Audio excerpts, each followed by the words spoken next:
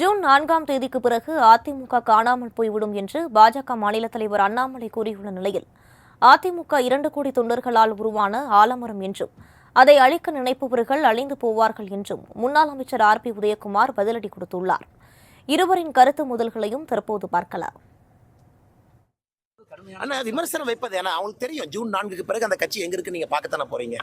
June 4க்கு பிறகு எத்தனை இடத்துல ஜெயிக்க போறாங்க, பாரதிய ஜனதா கட்சி எத்தனை இடத்துல ஜெயிக்க போதும். அதனால எப்பவுமே சொல்லுவாங்க, இந்த விளக்கு அணையும் பொழுது பிரகாசமாக எரியும் என்று சொல்வார்கள். அதனாலதான் விமர்சனங்கள் ஏன் கடுமையா இருக்குன்னா அந்த விளக்கு அணைய போகுதுன்னு அர்த்தம். ஜூன் 4ஆம் தேதிக்கு பிறகு நீங்கள் இங்க இருக்க போறீங்க, நான் இங்க இருக்க போறேன். ரிசல்ட்டை நீங்களும் பார்க்க போறீங்க, நானும் பார்க்க போறேன். அன்னைக்கு பார்ப்போம் எந்த கட்சி தமிழகத்துல மக்களுடைய மனதை பிடித்திருக்கிறது, எந்த கட்சியினுடைய வளர்ச்சி மிக அதிகமா இருக்குன்னு நீங்க பாப்பீங்க. அதன் பிறகு எல்லாத்துக்கும் தெரியுங்க.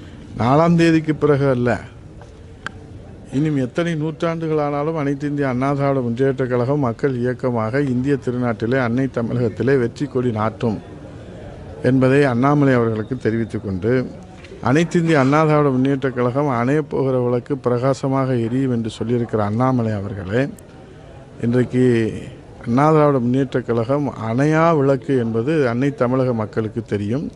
அண்ணாமலை அவர்களுக்கு வரலாறு தெரியாத காரணத்தினாலே அவர்கள் இன்றைக்கு வரலாறை படித்து பேசுவதை காட்டிலும் குறிப்பெடுத்து பேசுகிற தலைவராக அவர் இருக்கின்றார்கள்.